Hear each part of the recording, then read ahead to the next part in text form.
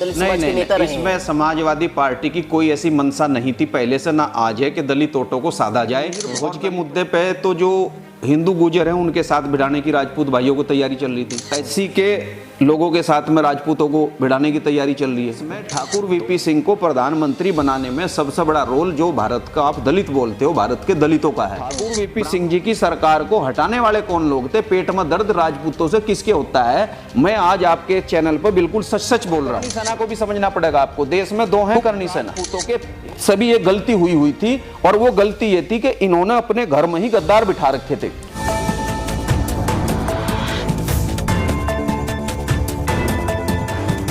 नमस्कार, आपका स्वागत है हमारा हिंदुस्तान में। और जिस तरीके से देश के अंदर पिछले 2 हफ्तों से राणा सांगा विवाद चरम सीमा पर है, कहा यह जा रहा है कि राजपूत समाज और दलित समाज के बीच खींचतान चल रही है। रामजी लाल सुमन ने जो बयान दिया कि राणा सांगा ने ही बाबर को बुलाया था, इस पर राजपूत समाज समाजवादी पार्टी के नेता और अखिलेश यादव पर लगातार अपना गुस्सा निकाल रहा है। कई घटनाएं देखने को मिली जिसमें यह कहा गया कि राजपूत समाज अब दलित समाज की बारात रोक रहा है, दलित समाज के दूल्हे को घोड़ी से उतार रहा है। लेकिन आखिर ये विवाद क्या है? क्या ये विवाद एक राजनीतिक विवाद है, या फिर कुछ वोट बैंक के लिए जो क्षेत्रीय पार्टी हैं या जो राष्ट्रीय पार्टी हैं वो इस विवाद को लगातार जन्म दे रही हैं? इस बीच जो हमारे देश के गौरव हैं, वो महाराणा प्रताप हो, राणा सांगा हो, डॉक्टर भीमराव अंबेडकर हो, कुछ दिन पहले अमित शाह का भी इस पर बयान आया था, इनको क्यों खींचा जा रहा है? और क्या अब ये देश विकास, शिक्षा और रोजगार के मुद्दों से हटकर इन्हीं मुद्दों पर रह जाएगा? यह भी कहा जा रहा है कि जिस तरीके से आगरा के अंदर राजपूत समाज की पंचायत हुई, वहां तलवारें लहराई गई, ये संविधान का हनन है। इसी पर बातचीत करने के लिए आज समाजवादी पार्टी के बड़े नेता विनोद तेजियान हमारे साथ हैं, जो संविधान बचाओ देश बचाओ संघर्ष समिति के कार्यकारी अध्यक्ष भी हैं। समाजवादी पार्टी डॉक्टर भीमराव अंबेडकर जो एक वाहिनी है उसके राष्ट्रीय उपाध्यक्ष भी। तो इन्हीं से बातचीत करेंगे कि आखिर ये जो विवाद है, ये विवाद लगातार देश में क्यों बढ़ रहे हैं। विनोद तेजियान जी, बहुत बहुत स्वागत है आपका हमारे चैनल। धन्यवाद, बहुत बहुत प्रशांत जी। मेरा आपसे पहला सवाल यही है कि आप समाजवादी पार्टी के नेता हैं जी, ये सारे विवाद आप लगातार देख रहे हैं जी। रामजी लाल सुमन आपकी पार्टी के नेता हैं जी, उन्होंने अभी तक माफी नहीं मांगी राणा सांगा विवाद पर, ये भी कहा जा रहा है। अखिलेश यादव आगरा गए जी। क्या आप देखते हैं इसमें? राजपूत समाज भी बहुत समाजवादी पार्टी को वोट किया लोकसभा चुनाव में जी, अब नाराज दिख रहा है। देखिए, 2014 के बाद उत्तर प्रदेश में 2017 का विधानसभा चुनाव हुआ, और आप उसको जरा सा याद करिए, चूंकि जिस जिले में आप मेरा ये इंटरव्यू ले रहे हैं इस समय, 17 में जैसे ही योगी आदित्यनाथ मुख्यमंत्री बने तो उत्तर प्रदेश के अंदर 3 प्रायोजित घटनाएं हुई। पहली घटना थी सड़क दूधली के अंदर कुछ संघ और आरएसएस और बजरंग दल के लोग गए और वहां गुरु रविदास जयंती और बाबा साहब डॉक्टर अंबेडकर की जयंती निकालने की बात उन्होंने बिना अनुमति के की जी। और ये सारा षड्यंत्र एससी और उस गांव में रहने वाले मुस्लिम, इन दोनों को भिड़ा करके 10-10, 20-20 लोगों का मर्डर करवाना था। लेकिन उस समय के कप्तान ने इस बात को समझा और वो सीधे इस बीच में आ गए और इस मामले को किसी तरीके से निपटाया। उसके लगभग 1 महीने बाद ही फिर एक प्रायोजित घटना बहुत बड़ी सहारनपुर जिले में सब्बीरपुर के नाम से हुई जी। और तीसरी घटना उत्तर प्रदेश के कौशाम्बी में हुई, जहां खटीक समाज की बस्ती में, पूरी बस्ती में आग लगाई गई और पुलिस के द्वारा उनके बच्चों और उनकी महिलाओं और उनके लोगों को पिटवाया गया जी। तो ये जो तीनों घटनाएं थी, ये तीनों घटना उत्तर प्रदेश में मुख्यमंत्री बनने के बाद हुई। सच्चाई यह है कि उत्तर प्रदेश के अंदर 2014 में किसी ब्राह्मण समाज के आदमी को मुख्यमंत्री बनाना था, लेकिन अमित शाह और नरेंद्र मोदी ये दोनों ही एक जैन समाज से है और एक बनिया समाज से है, तो इन्होंने राजपूत को बना दिया, ब्राह्मण को नहीं बनाया, चूंकि इनको अपना डर था कि 19 में कहीं ऐसा ना हो हमें दोनों को हटा करके इस देश में प्रधानमंत्री भी ब्राह्मण आ जाए। अच्छा। अगर इतने बड़े राज्य का मुख्यमंत्री ब्राह्मण हो गया तो षड्यंत्र वहां से हो गया। अब गद्दार दोनों तरफ है, गद्दार दलित समाज में भी है जो काम धंधा कुछ करते नहीं और पैसा लेकर के उनके लिए आंदोलन करते हैं, गद्दार राजपूतों में भी है, जिनका कोई धंधा नहीं है, जो अपना इसी काम पे पैसा लेकर के हवा देने का काम करते हैं। गद्दार तो देखो कहीं भी हो सकता है। तो मेरा ये कहना है, ये जो आपने रामजी लाल सुमन, राणा सांगा और इसको लेकर के जो आपने बात कही है, सच्चाई यह है कि एक बहुत बड़ी गहरा षड्यंत्र भारत की राजनीति में चल रहा है। और ये षड्यंत्र ये है कि अब नरेंद्र मोदी जी को लगभग 29 में हो जाएंगे 15 साल, और उनकी उम्र को देख करके उनका हटना भी लगभग तय हो जाएगा देश से। तो उनका जो अगला उत्तराधिकारी इस देश में आएगा, चूंकि भारत में 1952 से लेकर के आज तक जितने भी प्रधानमंत्री हैं, जो 5 साल प्रधानमंत्री रहे जी, वो सभी ब्राह्मण हैं, और नरेंद्र मोदी जी बनिया हैं, वैसे कम्युनिटी से हैं। तो आने वाले समय में अगर बीजेपी सत्ता में रहती है, ये मैं इसलिए कह रहा हूं कि अगर ईवीएम मशीन नहीं हटती और ईवीएम मशीन के खिलाफ देश में बड़ा आंदोलन नहीं छिड़ता, जिससे जनता जागरूक हो जाए कि मशीन में धांधली होती है और चुनाव निष्पक्ष हो जाए, तो ये लोग हटेंगे। और अगर ये लोग नहीं हटते तो ये लोग रिपीट करेंगे, और अगर ये लोग रिपीट करेंगे तो इस देश में कहीं संघ के लोग इस बात के लिए मजबूर ना हो जा कि अब राजपूत ये ना कहने लगे कि हमारा भारत में प्राइम मिनिस्टर बनाओ। राजपूत समाज कह रहे हैं, राजपूत समाज, चूंकि देखिए उनका हक बन रहा है, 1952 से लगातार जो है ब्राह्मण बन रहे हैं। अब नरेंद्र मोदी जी भी 15 साल पूरे करेंगे, तो अब राजपूत इसकी मांग ना करे तो 17 से ही धीरे धीरे ये काम चल रहा है कि राजपूतों को ना बनाया जा और इनको जो है इस देश में पहले से ही विवादित कर लिया जाए। तो चाहे मिहिर भोज का मुद्दा हो और चाहे भीम आर्मी वर्सेस राजपूत का मुद्दा हो, ये सारा का सारा प्रायोजित गेम देश के अंदर चल रहा है जी। ये प्रायोजित गेम देश के अंदर चल रहा है। लेकिन जब बात की जाए रामजी लाल सुमन की, तो राणा सांगा पर यह विवाद है। अखिलेश यादव आगरा गए हैं, लेकिन ये कहा जा रहा है ना कि अखिलेश यादव ने डिफेंस नहीं किया, मना नहीं किया कि इस तरीके की टिप्पणी ना करें इन वीरों पर। देखिए मैं आपको बताऊं, समाजवादी पार्टी के राष्ट्रीय अध्यक्ष माननीय अखिलेश यादव जी अपनी बिल्कुल सही ट्रैक पर है, सही लाइन पर है। किसी को भी ये, और रामजी लाल सुमन जी ने भी जो बोला है, जो हमारी पार्टी के राज्यसभा सांसद है और वो 6 बार के राज्यसभा सांसद है, बहुत सीनियर लीडर है, तो ये रामजी लाल सुमन जी के बयान में आपको ज्यादा जाने की जरूरत नहीं। आप जाइए, आप आइए, आप पढ़िए बाबर की वसीयत, आप पढ़िए बाबरनामा। तो बाबरनामा और बाबर की औलादे, बाबर और बाबर की औलादे, हुमायूं, अकबर, औरंगजेब, जितने यह है पूरा मुगल सल्तनत 650 साल का राज, आप इसके क्रियाकलाप और इनका जो प्रशासनिक अमला है, इनकी जो फौज है, इनकी जो रिश्तेदारियां हैं, तो आप जरा उसकी तरफ गौर करिएगा और उसमें यह अपने आप साबित हो जाएगा कि इस देश में बाबर को बुलाने वाले और मुगलों को भारत में स्थापित कराने वाले और उनकी राज सत्ता चलाने वाले कौन लोग हैं। बस इतना सा पढ़ लीजिएगा, और केवल मैं ये नहीं कह रहा कि पढ़ ही लो, आप उनका ये भी तो देख लो कि औरंगजेब जिसको इतना क्रूर बताया गया, उसकी फौज में भी और उसके डीएमएसएस भी 33% लोग कौन थे? क्या ब्राह्मण और क्षत्रिय होते? 33% अफसर उनके। और यही हाल आपका अकबर के राज में, अकबर का तो जो 9 मंत्री थे, 9 मंत्रियों में से उसके जो है 6 मंत्री तो ब्राह्मण और क्षत्रिय थे उसके, बाबर की, अकबर की बात कर रहा हूं मैं। अकबर तो उन्हीं का है, बाबर का ही पोता है, उससे पहले हुमायूं है। तो जो इन्होंने राजपाट चलाया है ये लोग, और बाबरनामे में क्लियर लिखा हुआ है कि बाबर अपने अगले वंशजों को कहता है कि अगर भारत पर दीर्घ अवधि का राज करना चाहते हो, यानी लंबी अवधि तक अगर भारत में राज करना चाहते हो, तो ब्राह्मणों को अपने साथ लेकर चलो।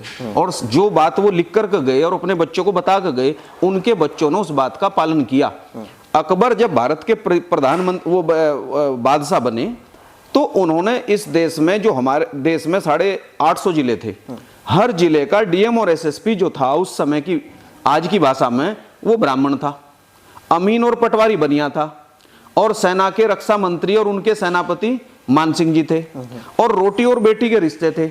लेकिन मेरा इसमें यह कहना है कि भारत के राजपूतों को इस सब के लिए मजबूर करने वाले, कमजोर करके समझौतों तक लाने वाला कोई और नहीं है।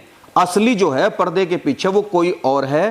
राणा सांगा की वीरता को हम सलाम करते हैं कि खानवा का युद्ध उन्होंने लड़ा, ठीक है, घाव उनके शरीर पर थे। हाँ, वो उसमें हम उनको सलाम करते हैं। 100 लड़ाई और महाराणा प्रताप की वीरता, हमें इस बात का गर्व है कि जिस आगरे को लेकर का आज इतना बड़ा विवाद पैदा किया जा रहा है, जरा इतिहास को भी तो खंगालिए। महाराणा प्रताप की फौज हो और चाहे राणा सांगा और चाहे राजस्थान के जितने भी राजपूत घराने रहे हों, उनकी फौज में अगर सैनिक थे तो सबसे ज्यादा सैनिक आज वही परिवार आगरा में आकर के बसे हैं। आगरा के अंदर जितना चित्तौड़ टाइटल है, चित्तौड़, जितने 80 के लोग चित्तौड़ लगाते हैं, मेवाड़ लगाते हैं, ये सारे के सारे वहीं से आकर के आगरा में बसे हैं। तो इन लोगों का भी बहुत बड़ा रोल है और हमारे लोग कोई कहीं किसी के खिलाफ नहीं है। भाई जो बात है, आप इतिहास को नहीं बदल सकते, जो सच्चाई है ये तो साबित हो रही है। इतिहास को नहीं बदल सकते। अब राजपूत समाज हो या फिर देश की जनता, वो ये पूछती है कि रामजी लाल सुमन को ऐसा बयान देने की जरूरत क्या पड़ गई थी? और कुछ लोग ये कह रहे हैं कि ये तो अखिलेश यादव के द्वारा कहलवाया गया है ताकि दलित वोटों को साध सके। मैं आपको बताऊं, आपको लगता है इससे दलित वोट सधेगा? आप दलित समाज के नेता रहे हैं। इसमें समाजवादी पार्टी की कोई ऐसी मंशा नहीं थी पहले से, ना आज है कि दलित वोटों को साधा जाए, और दलित वोटों को साधने की कोई आवश्यकता भी नहीं है। जो अभी अभी 2024 का लोकसभा चुनाव हुआ, केवल मात्र संविधान के मुद्दे पर ही 50% से ज्यादा दलित वोट पक्ष में चला गया, गठबंधन और समाजवादी पार्टी के पक्ष में। असली है आरएसएस के खेमे में इस बात को लेकर के बौखलाहट है कि बिना कोई बड़ा आंदोलन नहीं खड़ा हुआ, केवल छोटी छोटी मीटिंगों के माध्यम से ही एससी वोट सारा प्लस हो गया है समाजवादी पार्टी के पक्ष में। इस वोट को वहां से कैसे हटाया जा, तो ये पूरी प्लानिंग संघ और बीजेपी के लोग ही कर रहे हैं। उन्हीं से इसको खाद पानी मिल रहा है, जो ये पूरा आंदोलन चल रहा है राणा सांगा वाले मैटर में। और समाजवादी पार्टी ऐसा क्यों करेगी? समाजवादी पार्टी के पास तो ये वोट पहले से ही शिफ्ट हो गया, 50% चला गया है। मायावती और चंद्रशेखर से इस वोट बैंक को छीनने के लिए। देखिए, मायावती जी से कोई वोट को नहीं छीन रहा है, और चंद्रशेखर भाई के पास अभी ये वोट है ही नहीं। सच्चाई ये है, सारे देश के अंदर आप ये बताइए, सारे देश के लोगों ने, एससी ने और खासतौर से मुस्लिम भाइयों ने वोट दिया गठबंधन को। केवल एक सीट पर नगीना पर वोट मिला उनको। ये सोचने की बात है कि पूरे देश में तो कहां जा रहा, एक सीट पर कहां जा रहा। तो वो एक सीट पे जो गया है, वो केवल बसपा और सपा के जो टिकट है उनको अच्छी तरह से जांच पड़ताल कर लो, उनका विश्लेषण कर लो। वो टिकटों में बहुत बड़ा षड्यंत्र हुआ है, और टिकट इस तरीके के लोगों को लाया गया कि ताकि वहां का एससी मजबूर हो गया चंद्रशेखर के पाले में जाने के लिए। वरना टिकट सपा का किसी और के पास होता और बसपा का टिकट किसी और के पास होता तो फिर चंद्रशेखर नहीं चुनाव जीत रहे थे वहां। वो तो टिकटों को मैनेज किया गया। आप पूर्व राज्य मंत्री रहे हैं सरकार में, आप राजपूत नेताओं के पास भी बैठते हैं जी। आप दलित नेताओं के पास भी बैठते हैं, राजपूत समाज में भी जाते हैं, दलित नेताओं में भी जाते हैं, दलित समाज में जी।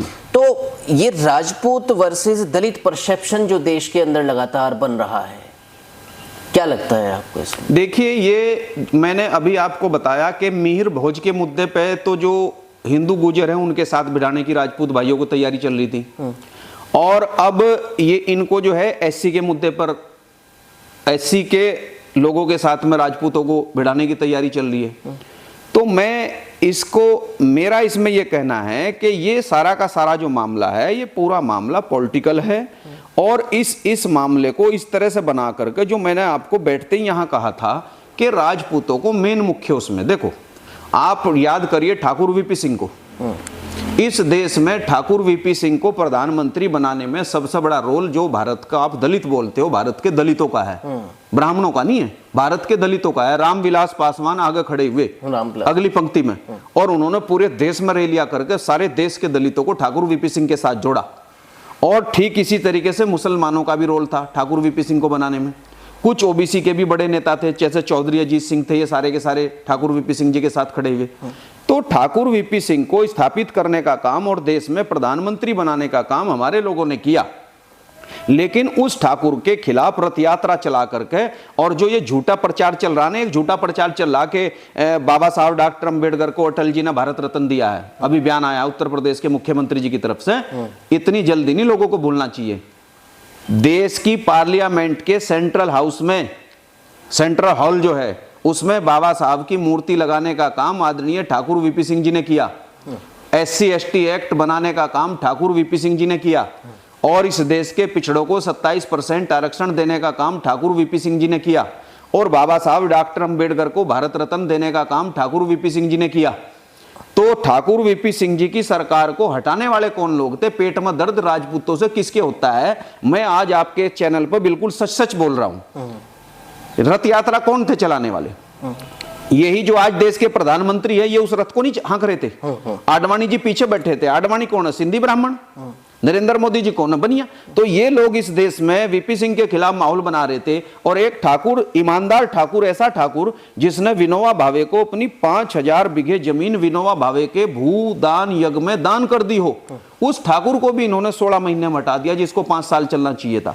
और राजपूत भाइयों को इस बात का पता ना लगे कि आपके खिलाफ षड्यंत्र चल रहा है, तो एक दूसरे राजपूत ठाकुर चंद्रशेखर को बना दिया और उसको भी इन्होंने 4 महीने बाद उसको भी हटा दिया। तो हमारे लोग तो राजपूतों का सहयोग करते हैं उनको बनवाने में। भाई देश में सबसे बड़ा पद तो प्रधानमंत्री है, तो प्रधानमंत्री तक लाने का काम हमने किया है, ब्राह्मण उनको हटाने का काम करता है। इसलिए मैं आपके चैनल के माध्यम से खास तौर से करणी सेना, और करणी सेना को भी समझना पड़ेगा आपको। देश में 2 हैं करणी सेना। एक करणी सेना वो है जो बाद में जो दावा कर रहे हैं हरियाणा वाले, तो ये जो हरियाणा वाली करणी सेना है ये बनवाई है आरएसएस ने। एक इससे पहले करणी सेना थी, बनवाई तो वो भी संघ नहीं थी, लेकिन उसके नेता बाबा साहब डॉक्टर अंबेडकर को पढ़ करके आरएसएस के कैंप से बाहर निकल गए थे और वो राष्ट्रवादी सोच में आ गए थे। और उनके नेता थे सबसे बड़े सुखदेव सिंह गुग्गा माडी, जो करणी सेना के राष्ट्रीय अध्यक्ष थे।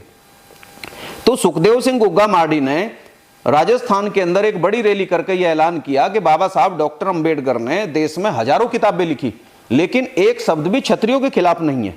सुखदेव सिंह गुग्गा माडी। उसी के बाद सेटिंग गेटिंग का खेल शुरू हुआ और उनको समझाने की कोशिश हुई कि आप लोग ऐसा बयान क्यों दे रहे हो। और जब वो अपनी बात से पीछे नहीं हटे, तो मैं नहीं कह रहा हूं, खुद सुखदेव सिंह गुग्गा माडी की पत्नी से पूछ लीजिएगा, उनके घर वालों से पूछ लीजिएगा कि उनका मर्डर उनके घर में ही हो गया और करवाने वाले कौन थे। इसलिए अगर राजपूत भाइयों को लड़ना है तो जो करणी सेना के असली राष्ट्रीय अध्यक्ष थे सुखदेव सिंह गुग्गा माडी, उनका कत्ल जिन लोगों ने किया, जिन ताकतों ने, उनके खिलाफ लड़े राजपूत भाई, उनके खिलाफ लड़े। दूसरा, ना कि इस बयान पर, ना कि इस बयान पर। इस बयान को देने से पहले पूरी प्रशासनिक व्यवस्था को पड़े भारत की। मैं ये नहीं कह रहा कि राजपूतों ने नहीं गद्दारी की है, राजपूतों पे गद्दारी। राजपूतों के घरों में पुरोहित कौन थे? मोहम्मद बिन कासिम हो या बाबर हो, ये हजारों की फौज ला करके क्षत्रियों की लाखों की फौज को कैसे हरा रहे थे? क्योंकि राजपूतों के सभी ये गलती हुई थी, और वो गलती ये थी कि इन्होंने अपने घर में ही गद्दार बिठा रखे थे और वो गद्दार पुरोहित बनकर और मंत्री बनकर बैठे हुए थे। भाई चाहे रतन सिंह हो, उदाहरण दे रहा हूं मैं आपको, राजा रतन सिंह है, राजा रतन सिंह की पत्नी पद्मावती, पद्मावती पिक्चर को देख लो, क्लियर हो जाएगा। पद्मावती को आग में कूदना पड़ा, रतन सिंह जी का मर्डर हो गया, लेकिन करवाने वाला कौन है? अलाउद्दीन खिलजी की मां में भी दम नहीं था जो राजा रतन सिंह को हरा देता। और बिन कासिम इधर को मुंह उठाकर कभी भारत की तरफ नहीं देख सकता था, और ना किसी बाबर में और ना किसी डाबर में ना किसी अकबर में हिम्मत था जो इस देश पर राज चला लेता। राज गद्दारी की वजह से चल रहा था। राज इसलिए चल रहा था कि क्षत्रियों के घरों में जो पुरोहित के नाम पर बैठे हुए थे वो उनको सूचनाएं दे रहे थे कि हम राजा को लड़ने नहीं देने के, युद्धम होने नहीं देने के, तुम हमला करो और कब्जा करो और इनाम ढोंग और पाखंड में फैला करके यहीं घर में रोक लेंगे, युद्ध होने नहीं देंगे। भाई युद्ध तो कितने हुए, खानवा का युद्ध हुआ, केवल पानीपत का युद्ध हुआ, महाराणा प्रताप लड़े हैं, बाकी तो सारा का सारा ऑपरेशन बड़े आराम से बिन कासिम गुजरात तक चला गया। तो ये जो सारी की सारी गद्दारी थी, ये घर में बैठ करके जो पुरोहित बने हुए थे अपने आप को, जो आज राष्ट्रवाद का जो ढोंग कर रहे हैं, ये सारा का सारा वो लोग कर रहे थे। राजा रतन सिंह का मंत्री कौन था? ब्राह्मण। राजा रतन सिंह की पत्नी को रात को 1 बजे वो छेड़ने की कोशिश करता है, पत्नी निकाल करके कृपान उसको मार देती है अंधेरे में। तो वो रानी जो तलवार मारती है वो हल्का सा उसको यहाँ छू देती है, वो जाकर के अपने पति को उठाती है रात को, राजा रतन सिंह को। अगले दिन दरबार में पता लगता है, तो घेराबंदी होती है। तो घेराबंदी होने के बाद पता लगता है कि जो हमला जो रानी के साथ छेड़छाड़ कर रहा था तो वो तो उसी का मंत्री है। तो सुबह ही दरबार लग जाता है कि भाई इसको सजा दो। तो पुरोहितों ने, सब जितने जज थे, उन्होंने कहा कि ये तो ब्राह्मण है, ब्राह्मण को तो धर्म के आधार पर कोई सजा दी नहीं जा सकती, क्योंकि मनुष्य मृत्यु लागू थी। तो राजा रतन सिंह जो है वो आग बबूला हो गए। उन्होंने कहा मैं किस तरीके का राजा हूं, मेरी पत्नी के साथ इतना बड़ा अन्याय हो रहा है, अगर मैं इसको इंसाफ नहीं दे सकता तो मैं भारत की जनता के साथ क्या इंसाफ करूंगा। उसने कहा मैं नहीं मानने वाला इसको, तुम्हारी मनुष्य मृत्यु को, मुझे दोबारा पढ़ कर बताओ, मुझे इसको सजा देनी है। तो उन्होंने कहा कि राजन केवल एक सजा हो सकती है, कि वो क्या है सजा, कि वो ये है कि आप इसको देश निकाला दे सकते हैं, यानी अपने देश से निकाल सकते हो। राज्य को देश बोलते थे, तो उसने उसको निकाल दिया। तो प्रशांत भाई, मेरा ये कहना, जब उसको निकाल दिया, वो गद्दार धीरे धीरे पहुंच गया दिल्ली।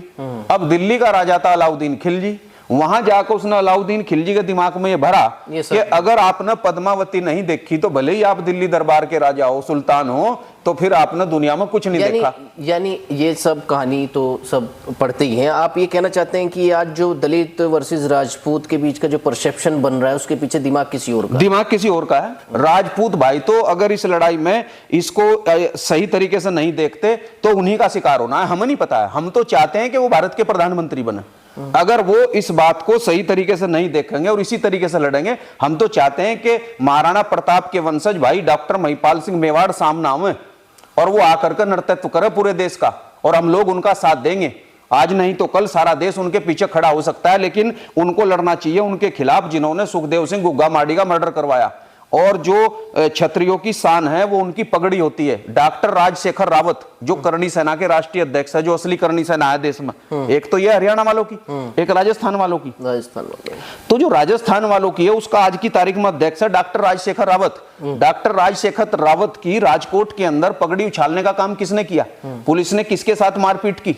उसकी पगड़ी उछाली और उनके साथ जितनी बदतमीजी हो सकती थी राजकोट के अंदर हुई, और वो राजकोट के अंदर। दूसरा, मैं राजपूत भाइयों से ये कहना चाहता हूं कि उनको लड़ना है तो उनके खिलाफ लड़ो।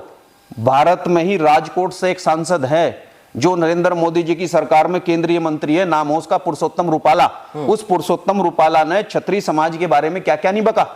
तो आंदोलन होना चाहिए तो उनके खिलाफ होना चाहिए। रामजी लाल सुमन जो बोल रहे थे पार्लियामेंट के अंदर, रामजी लाल सुमन केवल और केवल बीजेपी और आरएसएस को ये जवाब दे रहे थे। उनका कहने का मतलब था कि सारे मुसलमानों को, कौन सा मुसलमान भारत का ये कहता है मैं बाबर की औलाद हूं? मतलब एक मुसलमान कोई दावा करता है इस बात का? कोई मुसलमान नहीं। भारत के अंदर रहने वाले लगभग 97-98% लोग कन्वर्टेड हैं, यानी वो यहीं से बदले हुए लोग हैं। अब जो बदले हुए लोग हैं, कोई दलित है, कोई ब्राह्मण है, तो उनको तो वो गलत साबित कर रहे हैं। और जो बाहर से आए थे मुगल, उनको रिश्तेदार भी बता रहे हो, उनके साथ में आपने सरकारें भी चलवाई हैं, उनको आपने अपने सर पर बिठा करके भी रखा है। तो लड़ाई इस देश में देसी और विदेशी की है, कल भी वही थी और आज भी वही है। यानी रामजी लाल सुमन जो है बयान ठीक से नहीं दे पाए, आपका कहना? हाँ, वो बोल ही नहीं पाए सही तरह से, हंगामा हो गया पार्लियामेंट के अंदर। अब आप ये बताइए, ये जो आप कह रहे हैं कि दिमाग किसी और का है, लगातार घटनाएं आती हैं कि दलित दूल्हे को घोड़ी से उतार दिया, दलित बारात में जो है क्षत्रिय समाज ने हमला कर दिया, इस तरीके की जो बातें हो रही हैं। देखिए, मेरा ये कहना है कि इसमें मेरा ये कहना है कि क्षत्रिय समाज के लोगों को इस मामले में आकलन करना चाहिए। अगर वो इसमें खुद शामिल हैं तो उन्हें इसको तुरंत वापस ले लेना चाहिए और जो बात मैं बोल रहा हूँ इसका सारी का विश्लेषण कर लो।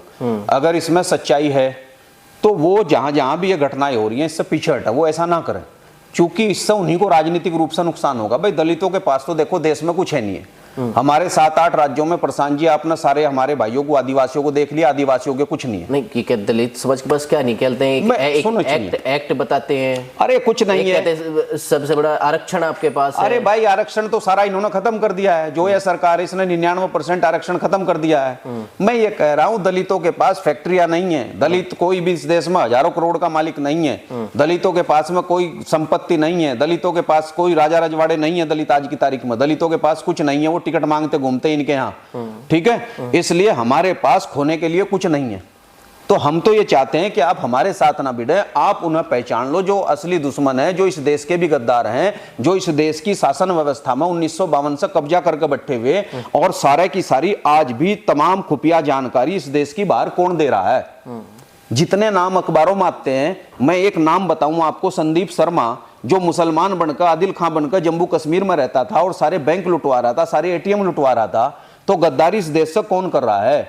ये इसी संगठन के लोग सारी जगह क्यों पाए जाते हैं? क्षत्रियों के खिलाफ जो पुराणों में लिखा गया है, ये पुराणों को लिखने वाले ब्राह्मण हैं। उन्होंने तो ये कहा कि हमने तो 21 बार छतरी को विहीन कर दिया था, धरती से ही हटा दिया था, इन्हें बिल्कुल खत्म ही कर दिया था। और इनके बारे में कितनी बहुत और भी बहुत सारी गलत गलत बातें लिखी हुई है।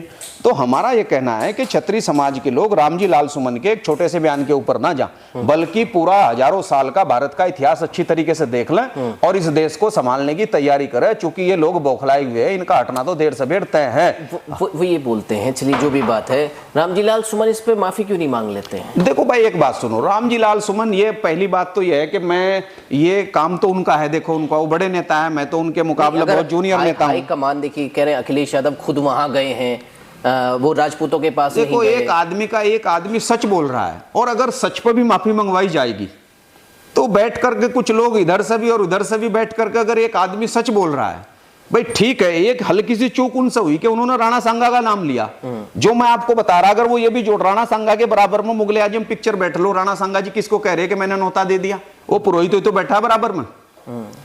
तो पिक्चर बनाने वाले कौन है, पिक्चर इस देश में डायरेक्टर कौन है? जितनी भारत में पिक्चरें बनती है, राजपूतों की छवि दलित नहीं खराब कर रहा है, राजपूतों की छवि कोई और नहीं। हाँ, दलित में कोई गद्दार हो सकता है, कोई आर्मी बना करके कोई एक सब कर सकता है, लेकिन सारा दलित खराब नहीं है। इस देश में राजपूत भाइयों की, क्षत्रियों की छवि खराब कौन करता है? सारी जितनी भारत में पिक्चरें बनती है, उनका कोई दलित डायरेक्टर भी है क्या? सारी पिक्चरों के डायरेक्टर कौन है, इसकी जांच कर लो, ब्राह्मण है। जितनी पिक्चरें बनती है सब में राजपूतों को पिटवाया जाता है लास्ट में जाकर के, और उन्हें क्रूर दिखाया जाता है पिक्चर के अंदर। तो ये काम करने का काम कौन कर रहा है? मैं तो साबित कर रहा हूं अपनी बात को। इसलिए वो रामजी लाल सुमन वाले मुद्दे को ज्यादा, मुझे नहीं लगता कि इस पे कोई ज्यादा अंदर तक जाने की जरूरत है। आंदोलन जहां करने की जरूरत है, आंदोलन उस पर होना चाहिए। फिर भी अगर उनको ये लगता है कि भाई सारा का सारा तो आप इसको अखिलेश यादव जी को क्यों टारगेट कर रहे हैं? भाई अखिलेश यादव जी अगर उनकी पार्टी के सांसद है, क्या अखिलेश यादव जी विदेश में पढ़े हुए हैं, एक पार्टी के राष्ट्रीय अध्यक्ष है, मुख्यमंत्री रह चुके, तो इतनी सी बात का विश्लेषण तो मामूली आदमी भी कर लगा कि हमारा एमपी जो बोल रहा है। वो कह रहे हैं अखिलेश यादव वहां गए हैं, उनको एक शख्स ने गोली मारने की धमकी भी दी, हालांकि वो शख्स गिरफ्तार हो गया है। आपको नहीं लगता कि गृह युद्ध की तरफ? देखिए, गृह युद्ध की तरफ ना तो समाजवादी पार्टी गृह युद्ध में ले जा रही है इसको, और ना जातीय दंगे कराने की कोई समाजवादी पार्टी का है। जिन्होंने इस देश में जातियां बनाई और जातियों से जिन्हें फायदा हो रहा, तो जातीय युद्ध, जातीय दंगे वो लोग करवाना चाहते हैं जिन्होंने जातियां बनाई हैं। जिन्होंने, भाई ये पूरी दुनिया में तो जाति नहीं है, भारत में जाति है। या तो संघ और आरएसएस के लोग, उनकी सरकार चल रही है, पार्लियामेंट में कानून बनाओ और सब लोग भारतीय है, समाप्त करो जातियों को। कोई जाति अगर इतने बड़े राष्ट्रवादी है, इनके बड़ों ने तो जाति बनाई थी, ये जातियों से खेल रहे हैं, जातियों को लड़वा रहे हैं भारत में, और क्या चल रहा है? तो इस समाजवादी पार्टी को तो मेरे हिसाब से गलत घसीट रहे हैं। इसमें समाजवादी पार्टी का कोई मैटर नहीं है इसमें। लगातार योगी आदित्यनाथ तो ये कहते हैं कि देखिए समाजवादी पार्टी वक्फ बोर्ड पे बिल आता है उसका भी विरोध करती है, और अब जो महान लोग हैं, देश के क्रांतिकारी हैं, जो महावीर हैं, उनका भी अपमान करती है समाजवादी पार्टी। हमें तो भैया देखो, हमें तो कोई नजर नहीं आ रहा है। वफ वाला जो मैटर है, हम इसके ऊपर ज्यादा जाना नहीं चाहते, क्योंकि हमें इतना पता है कि इस देश के अंदर बाबरी मस्जिद का आंदोलन चला था, लाखों लोग मरे थे, पूरा देश दंगों का शिकार हो गया था, हर शहर में दंगे हुए 6 दिसंबर 1992 को। तो मैं इन राष्ट्रवादियों से ये पूछना चाहता हूं कि तुम्हें 6 दिसंबर ही मिल रहा था? 6 दिसंबर तो बाबा साहब डॉक्टर अंबेडकर का परिनिर्वाण दिवस है। और हमें तो ये भी पता है कि तुम आगरे के अंदर ये माहौल क्यों खराब कर रहे हो, क्योंकि 6 दिसंबर तो बाबा साहब का परिनिर्वाण दिवस है, और 14 अप्रैल बाबा साहब डॉक्टर अंबेडकर की जयंती है। तो ये कभी भी 14 अप्रैल पर ताजमहल को गिरवा देंगे कि मुगलों ने बनवाया था। लेकिन इसके असली मकसद समझिए, असली मकसद, मुस्लिम भाई भी तब तक चिल्लाते रहेंगे, तब तक बोलते रहेंगे कि बाबरी मस्जिद, बाबरी मस्जिद, बाबरी मस्जिद। अब कहां गए जब राम मंदिर भी बनकर तैयार? एक दिन भी सच नहीं बोला।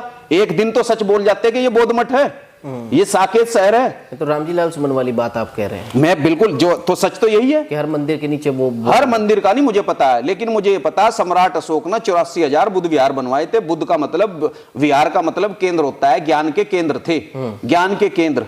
और यहाँ बच्चों को पढ़ाया जाता था और धमकी दीक्षा दी जाती थी, और उपनयन संस्कार जहां भी ये बुद्ध विहार था, वहीं उसके बराबर में छोटा सा वो बनता था, एक पानी का वो बनता था, पानी का एक वो बनाता था। तो इन्होंने सबको जो है सारों को मंदिर का रूप दे रखा है। तो ये तो सारे के सारे बुद्ध विहार है, इसमें कोई दो राय है। 84,000 थे, जहां ये राम मंदिर बना के बैठे वो भी बुद्ध विहार था भाई, कह रहे हैं ये। लेकिन समस्या ये नहीं होती कि मुस्लिम भाई उस समय तक केस को लड़ रहे, एक भी नबी सच नहीं बोला। यार सच तो बोलो कि ये बुद्ध विहार है, फिर हमारे लोग निपटेंगे ना अपने आप। आप लड़ाई को उनके साथ मिलकर के ध्रुवीकरण करवा रहे हो। तो इसलिए इस बात को समझने की जरूरत है, मुसलमानों के अंदर भी एक वर्ग है, और इधर भी ये ब्राह्मण वाला वर्ग है, और इधर भी एक वर्ग है। ये दोनों मिलकर के इस देश का सत्यानाश करने पर लगे हुए।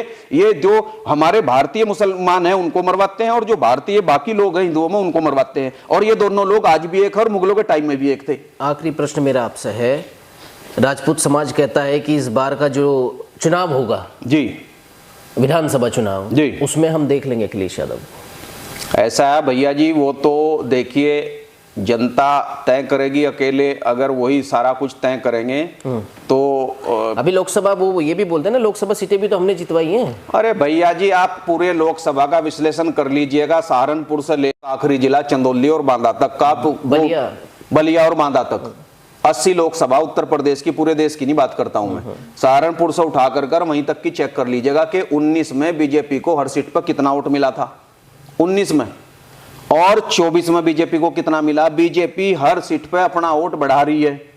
जब बीजेपी हर सीट पर अपना वोट बढ़ा रही है, उसका वोट बढ़ रहा है, और इधर गठबंधन का भी बढ़ रहा है, लेकिन मायावती का कम हो रहा है, तो सीधा सीधा तय है कि गठबंधन को जितवाने वाले लोग कौन है, किनका वोट वहां प्लस हुआ है। हाँ, 2000 4000 मैंने आपको बताया कि एक करनी सेना असली वाली है जो डॉक्टर राजशेखर रावत की है, उसके जितने पदाधिकारी थे वो हर जगह कहीं ना कहीं बीजेपी और आरएसएस, जब उनके राष्ट्रीय अध्यक्ष को की हत्या हो गई थी तो उसके बाद से वो थोड़ा सा नाराज थे, और इस वजह से वो लोग कोशिश कर रहे थे। लेकिन भाई वो 2000 वोट दे सके, 4000 दे सके, 5000 दे सके, 10,000 दे सकते, इतना ही तो दे सकते थे बस, इससे ज्यादा। और जिनका लाखों में वोट गया वो कहीं नहीं है।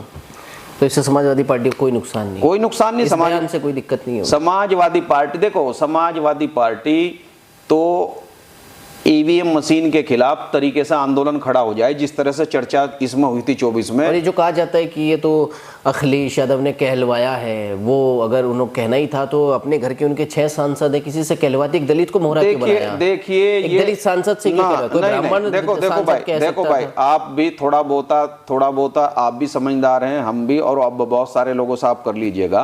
ये कोई कहलवाया हुआ बयान नहीं है, इसके ऊपर ये बिल्कुल गलत राजनीति हो रही है, गलत अखिलेश यादव जी को बदनाम किया जा रहा है, ऐसा नहीं है। ये तो मैंने आपको बताना कि मुसलमानों को कुछ लोग जो भारतीय मुसलमान है, देसी मुसलमान, उन्हें तो गलत ठहराते थे, और मुसलमानों में जो विदेशी नस्ल है वो इनके दामाद हैं सारे के सारे, वो इनके रिश्तेदार हैं, वो इनकी बीफ फैक्ट्रियों को चला रहे, संचालित कर रहे, वो इनकी सारे बिजनेस में इनके कारोबार हैं, वो हसीन इनका दामाद है, वो सैफ अली खान इनका दामाद है, ये सारे के सारे तो इनके दामाद बन जा जिनकी नस्ल विदेशी है, और जो देसी हमारे मुसलमान हैं उन्हें ये मरवाते हैं। वो उसको एक्सप्लेन कर रहे थे, वो अपनी बात को पूरी तरीके से नहीं कह पाए, पार्लियामेंट में हंगामा हो गया, बात बीच में ही रहेगी। तो यानी आप कहना चाह रहे हैं राजपूत दलित जो है आपस में सहयोगी लोग हैं। देखिए, प्राचीन समय में हमारे लोगों ने, मैंने आपको बताया कि महाराणा प्रताप, ये मैं नहीं कह रहा हूं, महाराणा प्रताप के वंशज महिपाल सिंह मेवाड़ है, आज मुझे इस आंदोलन में ऐसा लग रहा है उनका भी इस्तेमाल होते हुए नजर आ रहा। उन्होंने 2 साल पहले, और हमें भी लगा था कि देश में एक बहुत अच्छा व्यक्ति आ गया है जो देश का नेतृत्व करेगा भविष्य में, डॉक्टर महिपाल सिंह मेवाड़। तो उन्होंने ये कहा था कि हमारे पूर्वजों के, जो हमारे पूर्वज थे, खासतौर से महाराणा प्रताप, मेवाड़ राज्य के जो उनके सैनिक थे, वो ज्यादातर जो थे एससी के ही हमारे भाई थे, या मुस्लिम हमारे भाई थे, और इन लोगों के साथ जो भी कुछ हो रहा है ये सब गलत चल रहा है देश में। जब वो मॉब लिंचिंग वाला चल रहा था, जब मेघवाल बच्चे को मार दिया था, और दूसरा उनका ये भी था, उन्होंने तो क्लियर ये भी कहा था कि जो लॉर्ड बुद्धा है वो ही हमारा असली वंशज है। भगवान बुद्ध के बारे में भी डॉक्टर महिपाल सिंह मेवाड़ ने ये बोला था। तो देखिए, छत्री तो, और भाई पुराणों का अध्ययन करने के बाद जो लगता है, जिस तरह से उन्होंने कहा कि हमने तो 21 बार क्षत्रियों से विहीन कर दिया था, और जब हम इतिहास को देखते हैं कि 11 शंकर हुए हैं बाद में भारत के अंदर, और 10 मौर्य हुए हैं, मौर्य राजा हुए, तो 10 और 11 हो जाते हैं 21। तो हमारे 21 राजाओं से इन लोगों ने धोखाधड़ी से राज छीना है, ब्राह्मणों ने। तो ये जो 21 राजा है, इनको ही इनके पुराणों के अंदर इन्होंने क्षत्रिय लिखा है। क्षत्रिय का मतलब क्षेत्रीय है, क्षेत्रीय का मतलब मूल निवासी है, जो यहीं का है।